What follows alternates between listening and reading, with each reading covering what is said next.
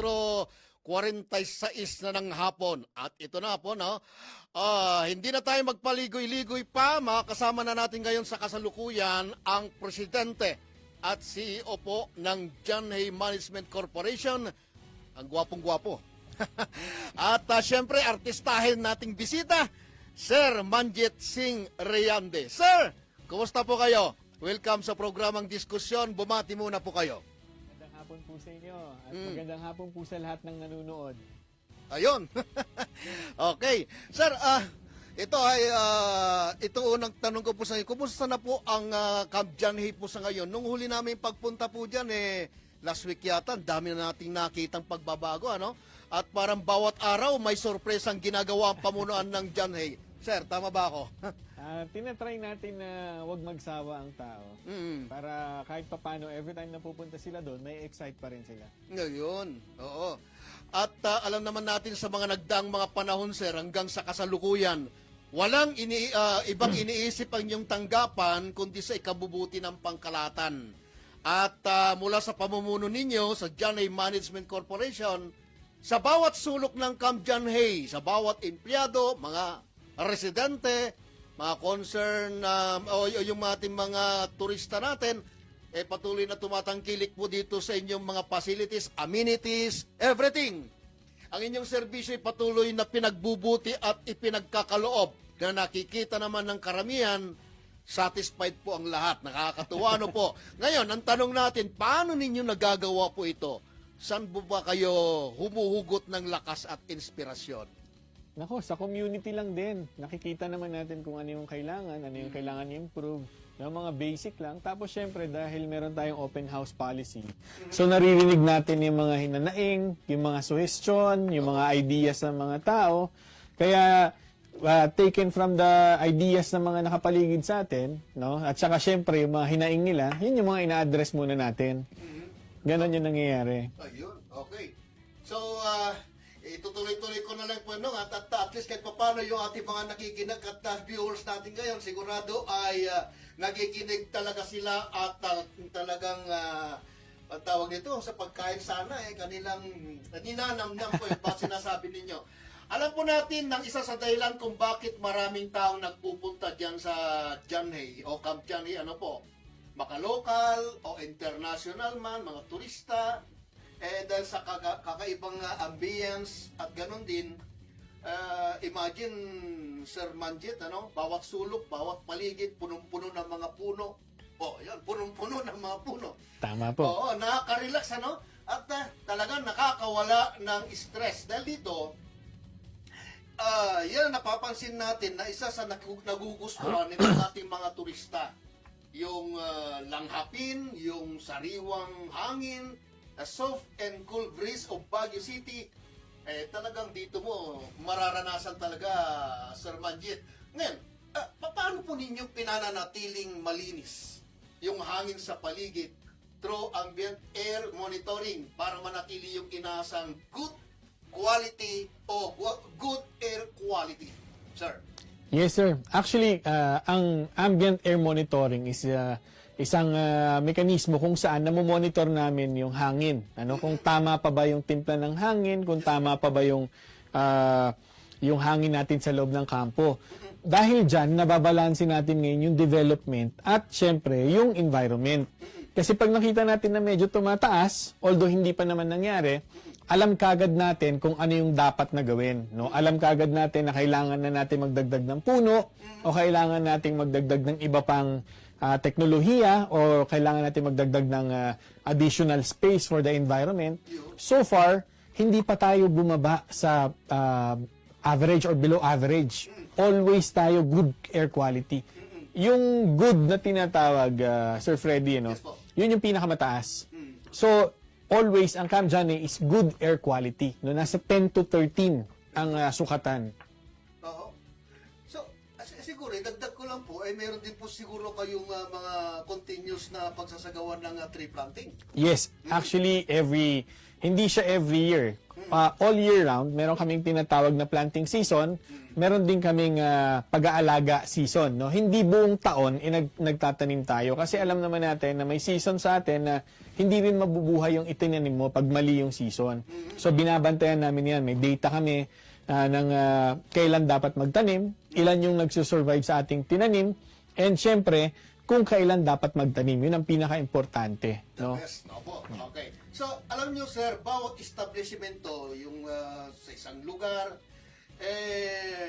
para manatiling panatag, mapayapa yung kalooban ng ating mga residente doon, yung ating mga empleyado, ano, at lahat ng mga taong nandun sa compound, kinakailangan yung tinatawag nating mapagkakatiwalaan, matatag na seguridad, para sa safety na rin po yung lahat ng binabanggit natin kanina. So, sir, paano po ninyo nasisiguro na naipatutupad ng mahigpit yung ating area, dyan sa area of jurisdiction or responsibility natin, yung inaasahang security?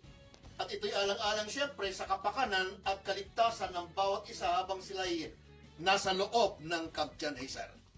Actually, Sir Freddy, hindi lang security ang aming pinagmamalaki, no? Bukod diyan, meron din kaming ipinagmamalaki ngayon ang aming ERT or Emergency Response Team, no? Kasama siya sa security.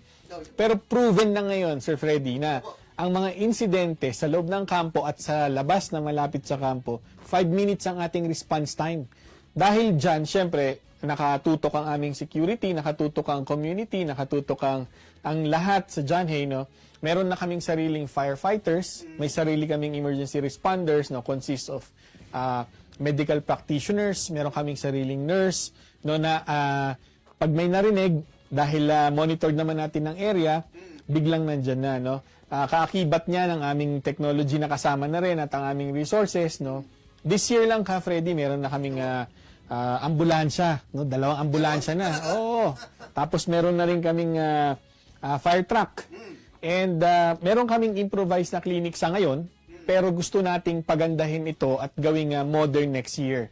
No, so nasa pipeline na 'yan. And about security, Freddy, syempre, kahit sabihin namin, ipagmalaki namin na kami lang yung or kami yung nagpapatupad, hindi pa rin mawawala ang participants ng ating community. No, importante yung community, kaya siyempre, closely working together kami kasama ng mga barangay sa ating paligid. Yun ang sikreto doon. Oo. Ito, may nagtanong po mula sa audience natin, available daw po ba yung electric bus po natin? Malapit na po. Inaayos lang po natin, pinaplansya natin dahil gusto natin, siyempre, wala na tayong pagdaanan ulit at siyempre, kailangan, gusto natin secured. No? So, inaayos na po natin yan. And this year, hindi ako mangangako, pero makikita niyo na lang. Ay, tugtong ko lang doon yung gusto kong itanong po dito, Sir Manjet. Ano, nabanggit mo kasi kanina yung tungkol doon po sa may mga clinic na po sa loob. Wala ba kayong plano na magtayo po ng hospital? Hospital, as needed naman, makikita natin in the near future kung kailangan. Pero sa ngayon, ang nakikita pa lang natin is yung clinic. Kasi syempre, ang tayo naman, ang ina-address natin is yung emergency response. Yes, sir. Dahil meron naman na tayong ambulansya and malapit naman ang ibang ospital, no? So parang pwede nating pag-aralan, hindi natin sinasarado ang ating pintuan sa mga bagay na yan. Pero sa ngayon, parang wala pa siya sa pipeline. Oo. Pero siguro darating ang panahon tayo dyan. Darating ang panahon. Nitong nakaraang sauna, sir, nabanggit mo sa akin kanina, medyo naibulong na nakadalo ka doon sa sauna ng ating Pangulong BBM, ano? At bilang isa nga sa kayo, may hawak kayo na isa sa pinakamataas na posisyon dyan sa John Hay Management Corporation. Gaano kahalaga po yung tinatawag na good leadership with integrity, with dignity, and respect para sa kanyang mga pinangungunahan? Napaka-importante, Freddy, kasi taken from the quote, no man is an island, no? Hindi kayang trabahuhin ng isang tao 'yan. Kailangan niyo ang team niyo, kailangan niyo ang mga tao sa palibot ninyo, and kailangan niyo ng community. Hindi tayo magpo-prosper kung walang pagtutulungan. Yan naman ang aming ang ideolohiya namin sa John Hay. Kailangan namin maging collaborative. Kailangan namin maging open. Kaya nga nabanggit ko kanina yung open door policy namin. Opo. Tinatanggap namin lahat, no? Nakikinig kami sa lahat, request, suggestions, comments, no, constructive criticisms, no, tinitake namin siya as our advantage dahil pinapakinggan namin ano yung kailangan, ano yung dapat, ano yung pwede, then nagkakaroon kami ng chance to evaluate, and kung tama naman, why not? 'Di ba? Yun ang pinaka-importante, being open and being available to the public. Yun naman ang sinasabi nila na integridad, na kailangan siyempre marunong ka makisama, marunong kang makinig, and maging transparent. At hindi lang ito sa part ninyo, maging dun sa mga empleyado, dapat Yes. vice versa. Dapat Yes. ganun din. Follow mo, Tama, sir? tama. Okay. Sir, may mga tanong din po na natanggap po natin. Dito sabi niya, meron din po kayong planning of procurement of infrastructure project dito sa Camp Janay. Tulad dyan sa Luacan Pedestrian Network, may mga budget po kayo dyan ng 80 million pesos. Dyan sa Camp Janay Museum, na binabudgetan din niyo yata ng 25 million pesos. At iba pang security service within the vicinity. Nasimulan na rin po bang mga itong proyekto na ito, sir? At naibid na rin po bang mga ito? Just in time. Ngayon ang bidding niya, no? Inayos na namin lahat. So, ongoing na yung mga pre-bidding conference namin na kailangan na nating matapos kasi syempre kailangan yan na within the year sana ma-start natin. Yun ang pinaka-importante. Yung iba naman is recurring lang. Tulad ng security, recurring lang yan, annual yan. Yung mga infra natin is we treat it as a capital. No? Capital natin yan kasi pamparami yan ng tao and pangbalanse ng gagawin sa loob. Dami talaga. Daming mga talagang pinaplano. Sana lahat ng mga yan magkaroon ng katuparan. Yes. Oo. Sa July, nung nakaraang July 22, sir, ay nagsagawa po ng visitation si BCDA Chairperson Attorney Jerry Marasigan. Yes. Diba? At kasama yung kanyang team, dito yung nagsagawa sila, hindi ako nagkakamali, yung comprehensive tour na tinatawag. Yes. Isa po kayo sa talagang sumalubong po kay Sir Marasigan. Paki-enlighten nga po kami, sir, kung ano naging objectives ng ginawang pagbisita po ng ating pong mahal na BCD Chairperson, Attorney Jerry Marasigan, sir. Familiarity tour siya, Sir Freddy, no? Yes, So, sir. pinakita namin yung mga bago, pinakita namin yung mga plano natin, pinakita natin yung mga current situation, Opo. no, para at least mas makasuporta pa sila sa atin, no? Para makita nila kung anong current status natin ngayon from the time na tayo na yung namuno and kung ano pa yung mga future plans. Yun yung pinaka-importanting na discuss kasi syempre kailangan naming maipaintindi sa kanila ano yung needs talaga dito. And nakuha naman nila kagad while going around, nakita nila kagad yung mga dapat na maging priority, nakita kagad nila yung mga dapat na ipagawa. In fact, isa sa mga diskusyon namin na pinapamadali is yung mga sidewalks, no? Na kailangan palaparin, no? So, last year pa natin yan gusto na nakita nilang importance ng ating suwestyon na ngayon, nagti-team up kami ngayon para mapabilis yung ating mga proyekto. Naglalatag din po ba ng budget din po, pati yung mga sidewalks na binabanggit ninyo para, syempre, para doon sa ating pong mga pedestrian, di ba, mga bisita, Yes. malakad. At hindi naman sila, tama ho yun, ano, yung pagpapalawak po ng mga ganyan, no, dahil para hindi naman dumaan yung mga bus o mga sakyan, hindi sila masagi. Tama po, tama po. Okay. So, may mga nabanggit po kayo before na mga infrastructure project na natapos na tulad nitong Children's Park at iba pa. Ngayon, sa kabatiran po ng ating mga viewers, Sir Manjit, maaari niyo po bang matalakay kahit bagya lang katunayang tuloy-tuloy yung progreso ng Janhay at hindi mapigilang ipatupad ang iba pang planong pang-infrastruktura? Ano pa po yung iba pa ninyong mga project na ongoing or natapos na, katatapos lang o pinaplano pa po? Sa mga natapos na, yun, tulad isa yan, yung playground, no? Yung rehabilitation natin sa playground, actually, pinagmamalaki natin yun. Dahil yan, savings lang namin yan from last year. No? Dahil nakita natin na kailangan na siyang ayusin. Tapos nag-improve din tayo, kung mapapansin nyo, yung Ayuyang Park, yun yung nasa gitna ng pagdating nyo ng Ayala Open Field or ng Janay Open Field. Yes, sir. Medyo may mga upuan na doon ngayon. Hindi man pa ganun ka fully developed, pero nakikita nyo na pwede ng tambayan. May mga portions na naayos na. Ang Scout Hill po natin ngayon, may CR na. Aba? Oo, yan yung nirereklamo ng mga tao dati na... Mapasyalan nga yan. Oo. Ang CR natin doon, napaka-aesthetic. Kung makita nyo, log cabin style siya. No? Katabi po siya ng Tranquility Park na natapos din natin. Bago lang din yan na park, no? Baka mamaya touchscreen na rin. Sana. Darating tayo sa ganyan. Oo, talagang high-tech na talagang dating mo niyan. Sir, marami po kasi ang mga nakaka-observe.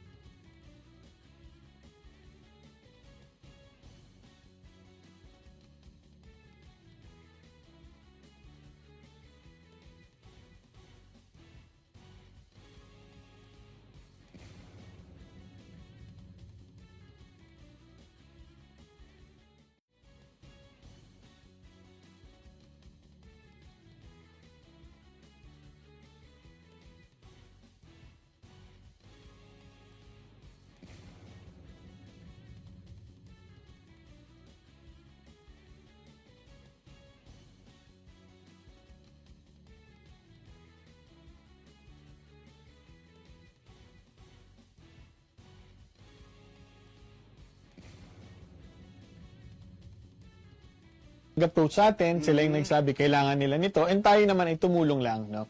Ang itinulong lang naman natin doon in collaboration with the City Hall yan. No, syempre, dahil magpapatayo tayo ng infrastruktura doon, Apo. katulong natin ng City Hall, si Mayor, and also may financier tayo niyan, ang Bloomberry. Financed by Bloomberry yan, no? Kami lang nag-ayos ng estado ng lupa. No, dahil ito ay the lot belongs to the reservation of the Camp Janhe. So, tulad niyan, hindi lang naman diyan limitado, no, may inayos pa tayo sa Greenwater, no? Hindi lang natin na publish, pero yung inayos natin sa Greenwater, inayos natin yung kanilang turning point dahil may isang area diyan na walang turning point, no? Na nakausap ko yung mga tao, pumunta sa akin, pinakita nila yung problema, pinakita nila yung for the longest time, no? More than 10 years yan, walang turning point. Inayos natin yan, binigyan natin sila ng support, and nakakatuwa naman na okay na siya, no? And nagpapasalamat ang mga tao. So kami naman, so tulad ng sabi ko, open kasi kami sa Janhe, puntahan nyo kami, pag kaya namin, tutulong naman kami. Opo. Walang problema yon. Yun. Okay. So, sagutin natin yung ilan sa mga tanong po natin mga kababayan. Sabi po nila, malimit po kasi nagkakaroon po ng mga landslide sa ating lugar. May mga naapektuhan po tulad ng mga pagbaha, ganyan, pagka dumarating po ang kalamidad. Meron din po ba kayong ginagawa din po na pagtulong po o nagbibigay ng ayuda sa mga naapektuhang residente? Sir? Sa mga ganyan, hindi kasi budgeted sa amin yan. Pero ine-explore namin yan, Sir Freddy, kung paano kami pwedeng lumabas sa aming mandato at makatulong. No? Dahil yun naman ang punto, makatulong tayo. Yun ang pinaka-importante. Kaya coming soon siguro, pag meron tayong mai-connect, no? Or mahanap na pwedeng i-support, gagawin natin yan. Okay. Napakalawak ang lupang nasakupan ng Camp Janhe. Paanong natutugunan ng buong sinop, buong kaayusan, ang bawat gampanin sa isang tanggapan o departamento sa pangunguna ng mga empleyado at inyo pong tanggapan bilang mga workforce na naipatutupad ng buong ingat yung kanilang mga gampanin, sir? Yes, malawak talaga. Actually, Sir Freddy, 625 hectares ang Janhe. Oh? Yes. And ito ang based on DNR survey, 53% of the total forest reserve of the entire city nasa loob ngayon ng reservation ng Janhe. Ganun po ka-importante pangalagaan ang environment sa ating area, no? Kaya meron kaming mga forest rangers. Meron po tayong mga safety zone na tinatawag or yung ating mga areas, protected areas na hindi talaga pwedeng galawin. Meron tayong tinatawag na bayanihan sa pag-iikot or sa pagbabantay. Katulong po natin, tulad na sabi ko kanina, katulong natin ang mga barangay, at the same time katulong natin ang mga stakeholders. Dahil napaka-active po ng ating Facebook and ang ating social media accounts, doon namin madalas nakukuha yung mga reklamo. May mga kaakibat na pictures yan, and madalas doon namin nakukuha kung ano yung dapat gawin. Bukod sa pag-iikot syempre namin at sa pagmumonitor natin. Okay. Okay, at least at least nakikita po natin mga kabayan yung mga isinasagot ni sir. Talagang ako parang gusto ko nang magtrabaho. Oo, ito sir alam naman natin na ang Baguio City ay malimit dalawin po ng mga kalamidad, bagyo, at ganoon din ang lindol. Gaano naman din kahanda yung tanggapan natin para bantayan yung ating mga nasakupan, lalo na pagka dinadalaw tayo ng kalabidad sa kuna. Sa bagay, nabanggit nyo na rin kanina, may mga ambulansya tayo, mga gamit po, pero yung pong mga tao natin na mga rescuer, ng ating pong mga volunteer man yan, o mga responders, sir. So, nagkakaroon din po ba kayo ng mga training para sa kanila? Yes sir, nagko-collaborate po tayo sa City Hall and at the same time sa BFP, no? At sa iba-iba pang ahensya. Kompleto ng training ang ating mga ERT or Emergency Response Team.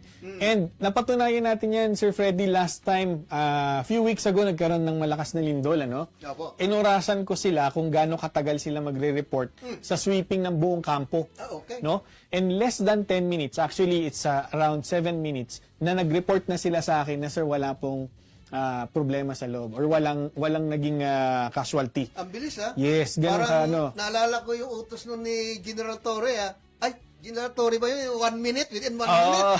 Nandun ka na sa site? Yes. Dapat pagka pumutok na yung, ang tawag nito, ano man nangyari, nandun na. Yung pulis, parang ganon din. Parang ganon, Walang oo. pagkakaiba, ano po? Oo. Yung mga ganon, pwedeng gayahin, di ba? Pwede, Para oo. sa kabubuti. Yes. Opo. Ngayon, itong nakaraang unang linggo po ng Hulyo, ito yung pinakamasarap eh. Nakatanggap po kasi ang John Jimenez Corporation ng Gawad Gabay Kalikasan Award. Ayan. Congratulations, sir. Thank you po, thank you po. At, it means may matatag kayong commitment para pangalagaan yung ating kalikasan, yung ating kapaligiran. Paano pa ninyo ipinatutupad na yung ganitong wastong pag-alaga sa ating surroundings, sir? Maliban sa pagtatanim pa ng puno. Pinaka-importante is monitoring. Yun talaga dahil dun yung nababalanse. Kaya nga tulad po ng sabi ko, hindi kami humihinto sa pag-monitor and also sa pag-improve. Dahil sa pag-monitor natin, nalalaman natin kung may konting mali. Kung may konting sira or may konting problema, no, pag medyo tumataas ang ating score sa ambient air monitoring, ibig sabihin yan may something. So nagpapacheck kami kaagad. Dahil ang pinaka-importante po para sa amin ngayon ay mabalanse yung development and environment. Yun po ang pinaka-importante. Kaya tuloy-tuloy din ang aming or ang pagkilala sa amin ng iba-ibang organisasyon, and we are thankful dahil nagiging nagiging pillar, kumbaga. Dahil alam mo ba, Sir Freddy, nag-iisa po kami na mayroong ISO certification for environmental management. Wow! No, tayo lang yan sa Johnny. Dito lang sa Baguio yan. Oo. Ang galing, ano? Yes. Oo, okay. Parang proud na proud po ako, ano? Napakaganda sa pakiramdam yung ganyan, ano? Nakakalain mo yan. Dito lang. Yes, dito lang. Sa Johnny lang ho yan. At ito, sir, alam naman namin na nagagawa nyo po ito hindi lang sa sarili ninyo, hindi lang po yung mga kasama nyo, yung team ninyo. Siyempre, may mga silent heroes dyan, yung mga Good Samaritan dyan, yung tinatawag natin na nagbibigay ng suporta. Sino ba ang pwede nating banggitin? Mayroon ba tayong dapat banggitin po na dapat nating i-appreciate, dapat nating i-acknowledge dahil sila'y patuloy na nagbibigay ng suporta. Sila ay nasa likod ng mga pagtatagumpay nitong Kamjanay, sir. Siyempre, importante yan, no? Hindi ko mababanggit lahat dahil baka magtampo sila, no? Okay. Pero alam na nila yan, pinapasalamatan ko sila. Bukod siyempre sa ating mga empleyado sa kampo, ang mga stakeholders natin, ang mga community ng nakapalibot sa John Hay, no? Lahat po kasi sila may kontribusyon.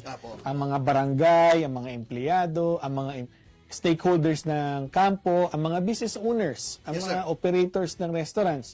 Kasi ang isa sa pinakamalaking tulong nila sa amin ay ang kanilang feedback.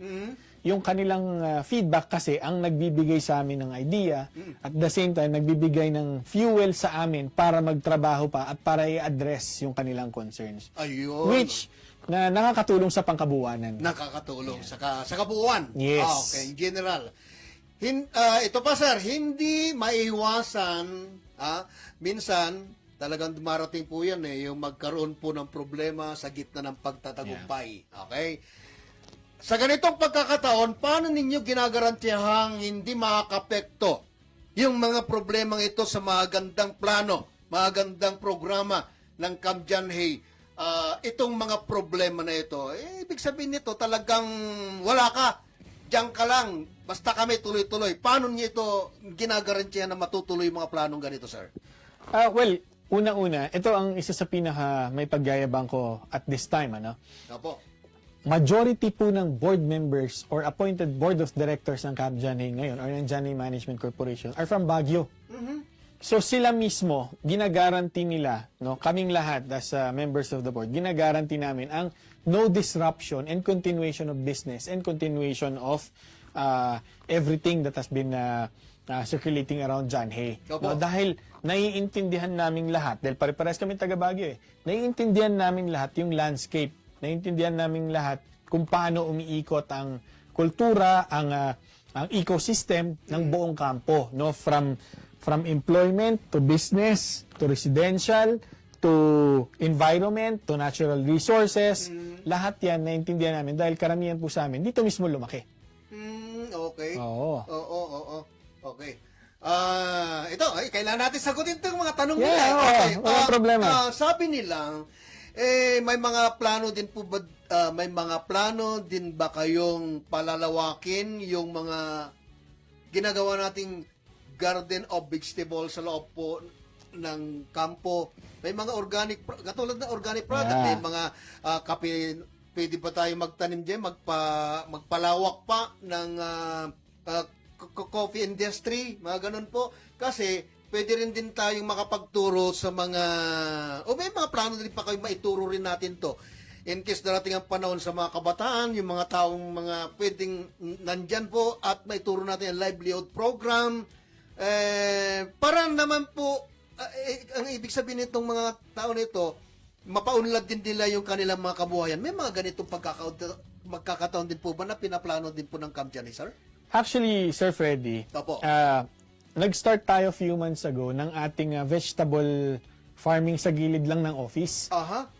So nakita natin yung isang portion ng office natin nakatenga. I mean, bakanting lote siya. Ayun. Walang puno, wala ring nakatanim. So nag-pilot tayo doon. Tinignan natin kung kaya ba, kung okay ba. Tinaniman nila ng lemonin ng Sultan Sili. Tapos yung iba naman nilagyan ng lettuce, ng kung ano-ano.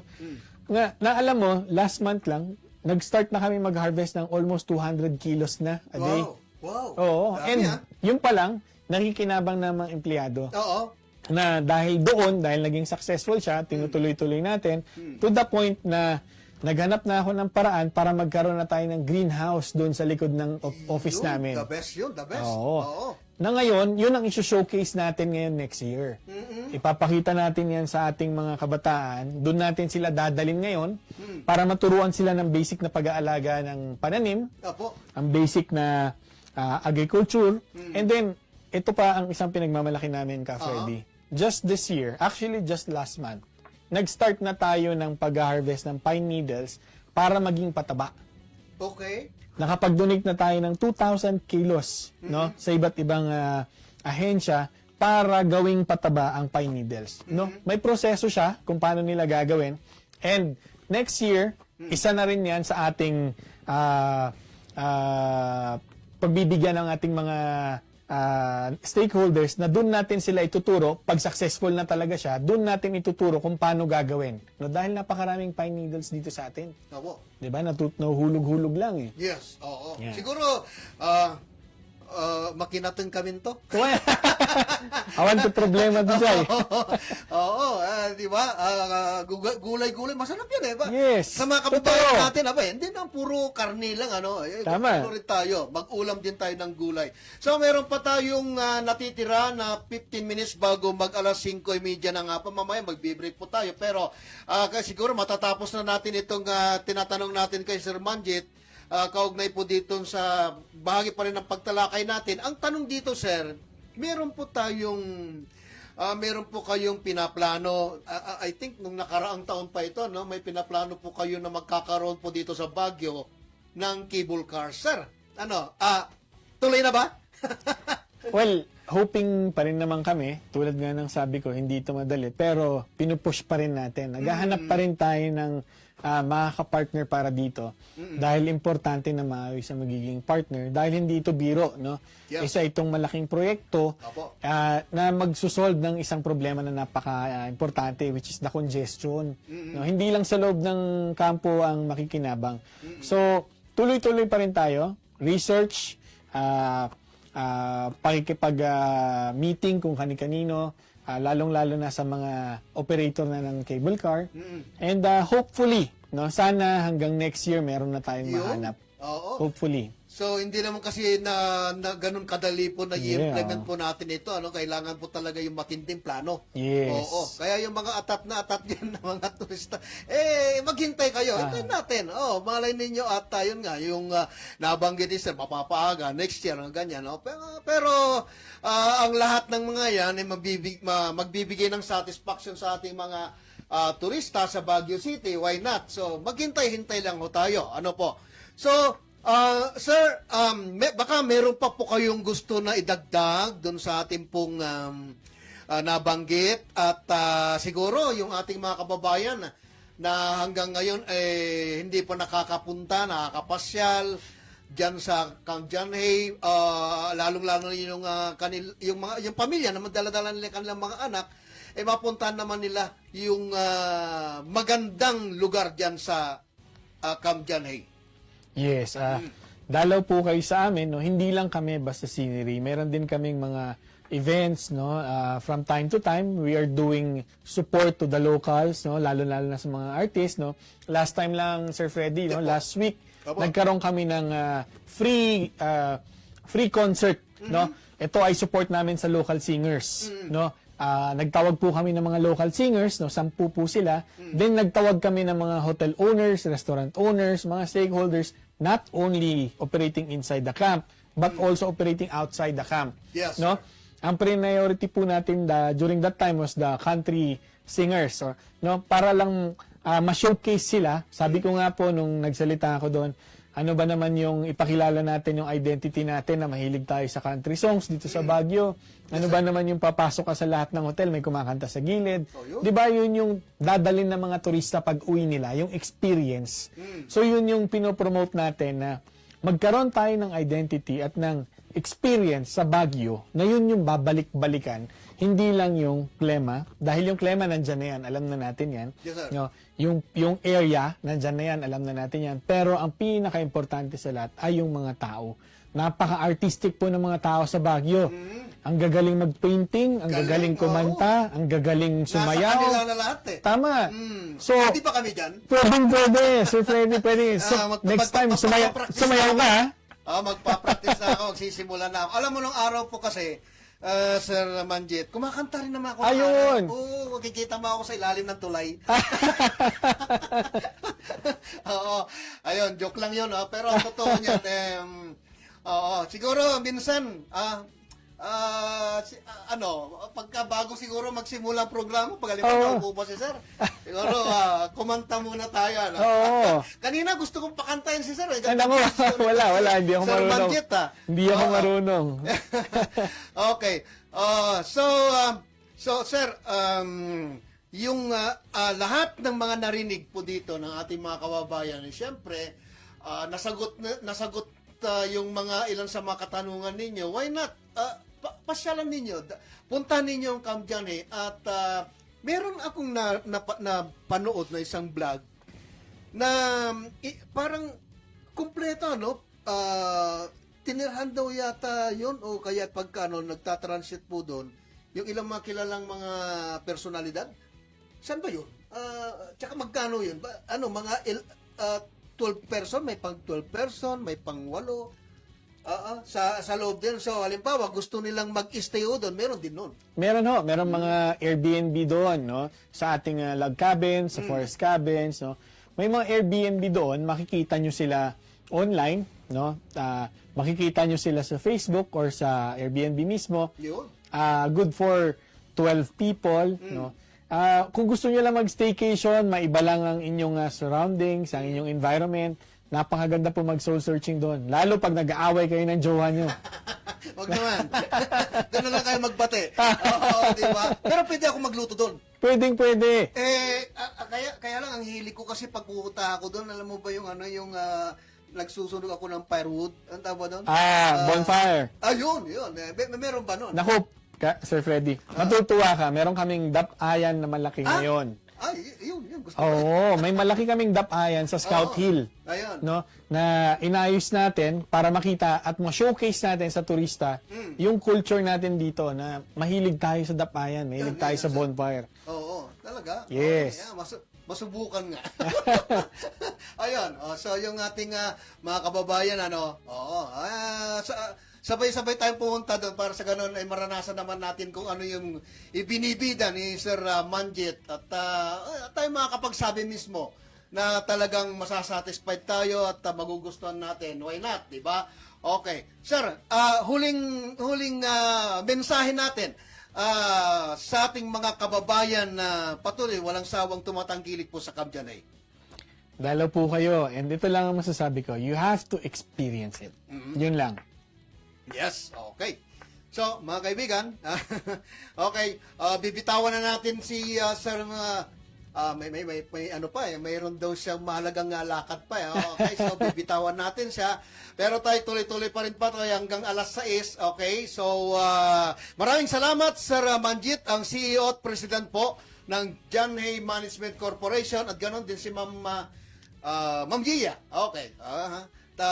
Hindi pa rin ako ulyanin nga sa Maraming salamat sa pagbibigay po ninyo ng oras at sana ay tuloy-tuloy po yung pagbibigay po ninyo ng mga ganitong mahalagang impormasyon, yung na-update po kami sa John Hay. Para sa ganun, siguro minsan po pag kami mga ganun po na mahalagang project po kayo doon, imbitahan niyo po kami para ma-cover ho natin yon at tuloy-tuloy din natin maibahagi. Parang ipapakita ho natin sa ating pong mga kababayan. So, siguro, mayroon pa tayong natitirang 8 minuto. So, habang naghihintay po siya, okay lang sir, na basahin ko lang po ito lang sa ating mga balita. Okay? 8. Okay? So, 5:30 pa naman, So, itutuloy ho natin yung balita ho natin, Okay? Sa iba pang balita, matagumpay na nailunsad din ngayong araw ang culminating activity ng National Disaster Resilience Month 2026. Okay? So, itutuloy, okay?